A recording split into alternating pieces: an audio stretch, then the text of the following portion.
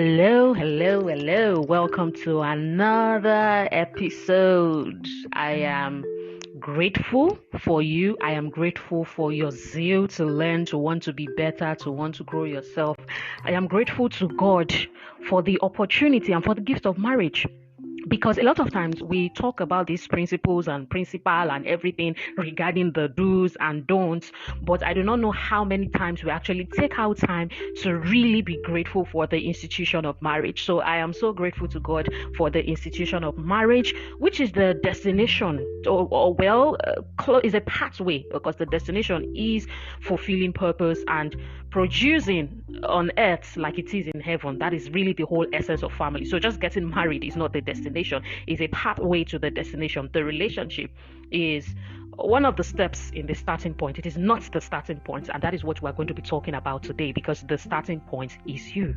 My name is Nkechi Emmanuel Ayode. I am the visionary lead, also privileged founder of Wondiva Global Community, and I am happy to have you listening to this podcast, which is our message for the week, the Lifespring for Wondiva, the Lifespring by Wondiva. And today we're going to be having a conversation about what to do in your waiting season, how to go through your singlehood, how to wait through. However it is, the title is going to come out, the essence and the meat of this particular live conversation. I like to mix these words together.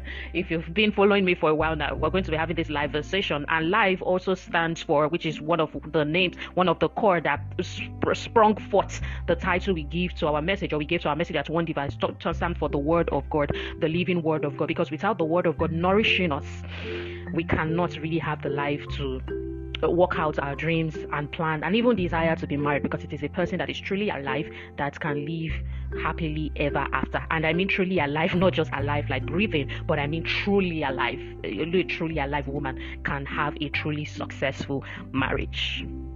So the question to answer for today, as received by beautiful members and queens of Wondivian network, is: what can or should a woman do in a waiting season? And if we go back to the Bible times, which is really the foundation for the things that we preach and teach here in Wondiva Global Community, we can run through. And from time to time, we have thorough Bible studies, so do well to join in. The essence of Bible studies is so that we can read line by line and read into the words, check their root meaning to understand the contexts. Okay, so a lot of the times what we do is use biblical examples as models, and that is totally okay. But Bible studies are the sweetest, because it just gets you into that space where you're saying, oh, she turned left, not because turning left was a thing, but because turning left had a cultural connotation, and this is what the interpretation gives us. So step out, watch out for that. And we did a bit of that in our last episode. Today we are really going to be running through the model of these women in the Bible and learning from them. And at your own time, you can go back to do Bible study word for word, line for line, which we do in Wondiva, and we're definitely going to open up the announcement for the next one soon. So this is a great part to join the network and the community. +234-0808-777-6755 +234-0808-777-6755 is the number to contact on WhatsApp if you want to join the community. So when we run through Bible times, we see an example of some single women. And what we see, if we're going to pick out the example of Ruth, for instance, is we see that this woman is, do not forget that we're talking about how to navigate your single years while waiting, and it's been your desire for you to be married.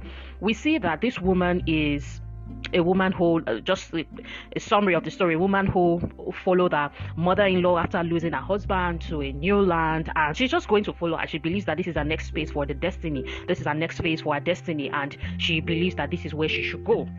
Now, note that, it's not Oprah, but Oprah. Actually, that was Oprah's name before she changed it, because people did not used to pronounce it correctly. But Oprah, which was her sister-in-law, I hope I'm correct in spelling it, I'm saying it right.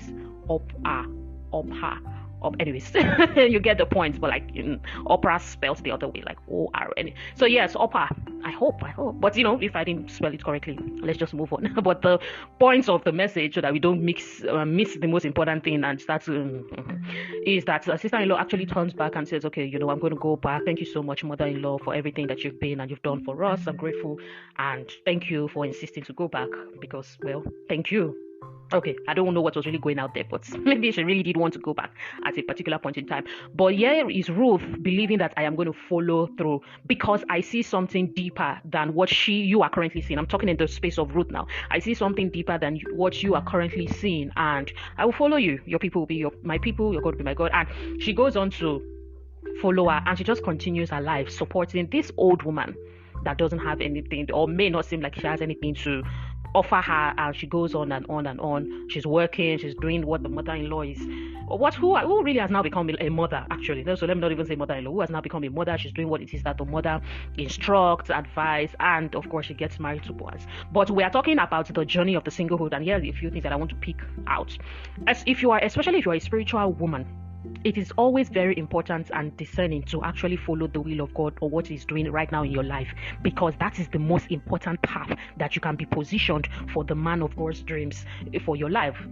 Okay, so I say